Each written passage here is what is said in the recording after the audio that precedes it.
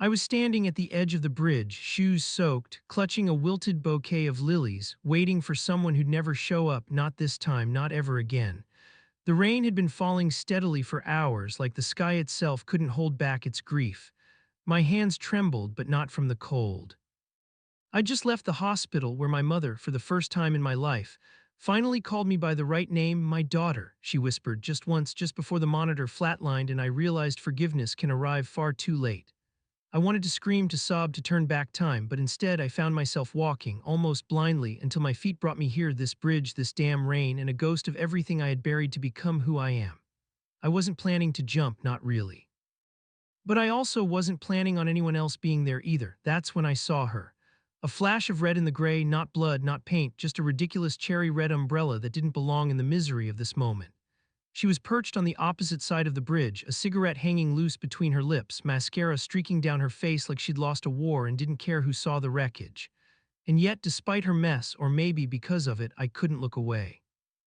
She noticed me at the same time, her eyes scanning the flowers, my soaked dress shirt, the way I clutched the railing like it was the only thing keeping me tethered. She didn't say hello, she didn't ask if I was okay. Instead, she said, "I just dumped my fiancé in the middle of our engagement dinner. Can you believe that shit?" It was so wildly inappropriate, I laughed, a sharp, painful bark that surprised us both. "My mom just died," I shot back. She raised an eyebrow. "Tashe," she said, and without another word, crossed over and stood beside me, just like that. No questions, no condolences, just presence. It was the strangest beginning, not romantic, not even friendly. Just two broken women in the wrong place at the exact right time. The twist, her name was Naomi, and 3 years ago she was the girl I had loved in high school. The same girl who transferred away after kissing me behind the bleachers and then pretending I didn't exist the next day. She didn't recognize me, not yet, but I remembered every line of her face and every crack she'd left behind in mine. Naomi leaned against the bridge's iron railing, flicking her cigarette to the pavement below with an almost deliberate carelessness. She didn't look at me, not yet. Instead, she stared into the distance where the city's skyline bled into the rain-soaked horizon. I could feel the weight of her silence, a strange kind of magnetism that pulled at something deep within me, something I'd thought I'd buried. My chest ached, a dull throb beneath the numbness of grief. Naomi, the girl who had shattered my heart years ago, was now a stranger to me, but she was so much more than that. She was a reminder of what could have been, of what was never allowed to be. A flash of memories flooded my mind, our hands brushing as we sat side by side in class, the stolen glances, the stolen moments, the kiss that neither of us could fully claim but neither could forget. I wanted to speak, to ask her why, to demand answers for the years of silence that followed, but the words choked in my throat. Something in the way she stood, her shoulders stiff and yet somehow defeated, held me back.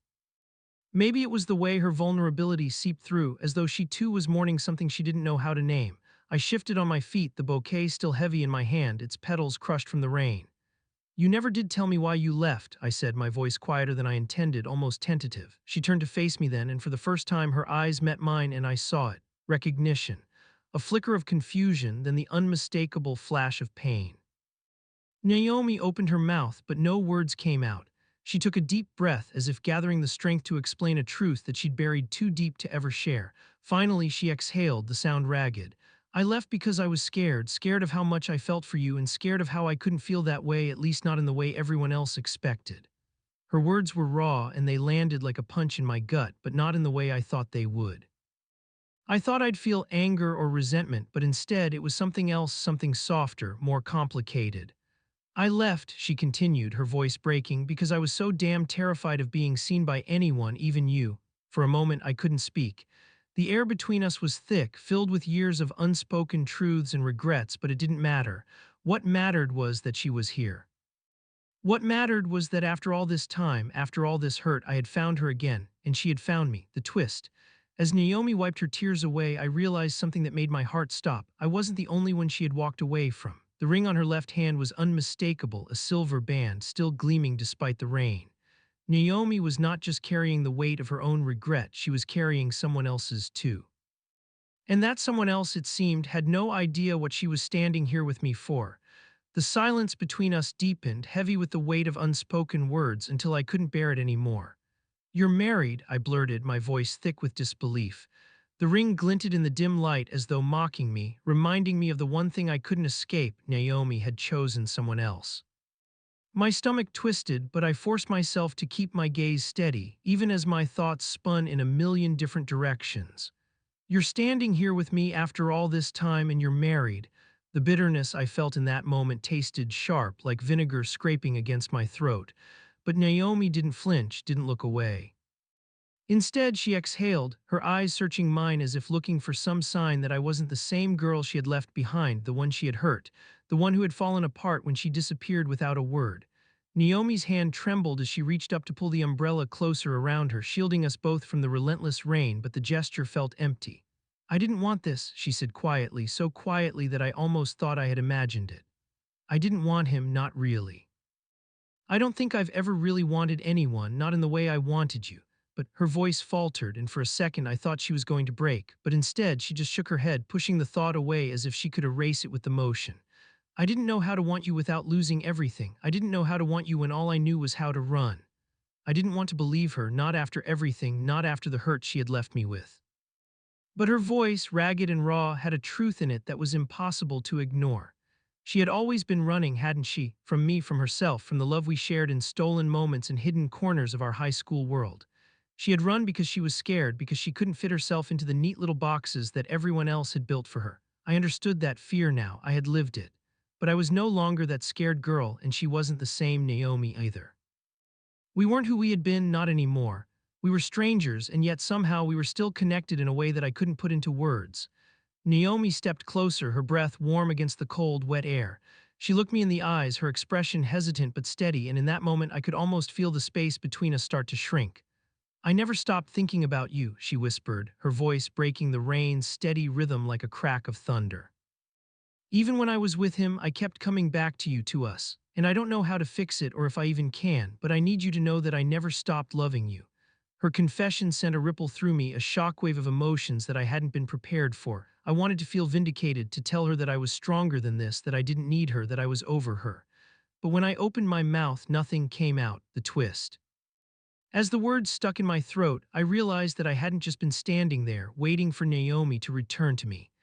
I had been waiting for myself to return, for the girl I used to be before I drowned in my own grief and regret. And maybe, just maybe, we had both been running from the same thing all along. The rain picked up, falling harder now, as though the heavens themselves couldn't decide if they wanted to drown us or purify us. Naomi stood there, her face a portrait of regret and confusion, while I fought to keep my composure, the weight of her confession pressing against my chest like an anchor. You never stopped loving me. The words felt foreign on my tongue, a memory too distant to be true.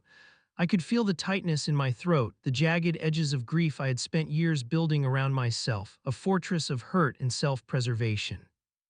But Naomi, standing there with me, vulnerable, broken, just as I was asking me to tear that wall down, to take a leap of faith I wasn't sure I was ready for. The silence that followed her confession felt thick, suffocating. I wanted to believe her so badly that it hurt. But how could I? How could I trust that she was telling the truth when so much of our past had been built on lies, half-truths, and the fear that kept us apart? I thought of the years I spent pretending to move on, pretending that I didn't still carry a piece of her with me, that I didn't still dream of the girl who had once kissed me like she was the only one who could save me. But I couldn't save her. I couldn't save anyone. I had learned that lesson long ago as the echo of my mother's voice, the one that finally recognized me, faded into the sterile quiet of the hospital room. I wasn't sure I even knew how to save myself anymore. Naomi reached out, her hand trembling slightly, the rainwater mixing with the tears that hadn't fully dried on her cheeks. I'm sorry, I'm so fucking sorry, she murmured, her voice cracking under the weight of her own words. I thought I could live without you. I thought I could make myself fit into a life that wasn't mine, but every goddamn day I've been haunted by your face, by what we could have been if I hadn't been such a coward. I wanted to step back, to pull away from her, to tell her that it was too late, that nothing could undo the years of hurt we had both carried. But as she spoke, I realized that something had shifted. It wasn't just her confessing to me, it was her admitting to herself the things she had never dared to confront, that the life she had built, the fiancé, the future, had never been hers to begin with. But even as the truth hung heavy in the air, I couldn't bring myself to respond. I felt like I was drowning in all the things I didn't know how to say, all the things I wasn't ready to admit. I had spent so many years in the darkness, trying to piece together who I was after all the pieces of me had been scattered. How could I let someone else in again, someone who had hurt me so profoundly? The twist. Just as I opened my mouth to speak, to finally tell Naomi how much I had hated her for abandoning me, she took a step forward and pressed her lips against mine. No warnings, no hesitation. And it was nothing like the kiss we'd shared years ago, the one filled with curiosity and youth. This kiss was raw, desperate, full of the pain and love we had both carried for far too long. In that instant, I knew something undeniable. Maybe we hadn't been running from each other at all. Maybe we had both been running from ourselves. The kiss lasted only a moment, but in that single breath, everything shifted. I could taste the salt of her tears, the rain that still fell in sheets around us, mingling with the taste of a love I had thought was dead. Naomi pulled away just as quickly as she had closed the distance, but her eyes didn't leave mine. They were searching now not for answers, but for some kind of reassurance. But I couldn't give it to her, I couldn't give it to myself. I had spent so many years rebuilding the pieces of who I was after losing my mother, after burying a part of me that had loved her, that had loved Naomi, that I wasn't sure I could let anyone back in, even if I wanted to. And the thing was, I didn't even know if I did want to. Was this just the raw need for connection, the loneliness of loss, or was it truly her? Naomi saw the hesitation in my eyes and her expression faltered. But instead of retreating, instead of giving up the way she had all those years ago, she stepped closer again, her breath shaky, her voice so soft it barely reached my ears. "I don't expect you to forgive me," she said, her hands trembling at her sides. "I don't even expect you to want me, I just need you to know that I'm sorry. I'm sorry for everything I did, for everything I didn't do, for running, for leaving you without a word. For all the years I spent pretending that I didn't care when I cared more than anything." There was a finality in her words, a vulnerability that made something inside of me break. The years of pretending, the years of denial, they melted away in the face of Naomi's rawness. It wasn't about forgiveness. It wasn't about fixing the past. It was about acknowledging the brokenness we had both carried. I wasn't sure what to say. I didn't have the words. But in the silence that followed, I felt something inside of me stir, something fragile but real. It was hope. Not for a perfect resolution, not for a neat ending, but for the possibility that maybe we didn't need to fix everything to move forward. Maybe we could just be together and let the pieces fall where they may. And then, just as the rain began to slow, as the first hint of a rainbow appeared on the horizon, Naomi took my hand, her grip firm but tentative. We stood there side by side like we had never been apart, and for the first time in years I felt something I thought was lost, the weight of a connection that neither time nor distance could erase. The twist.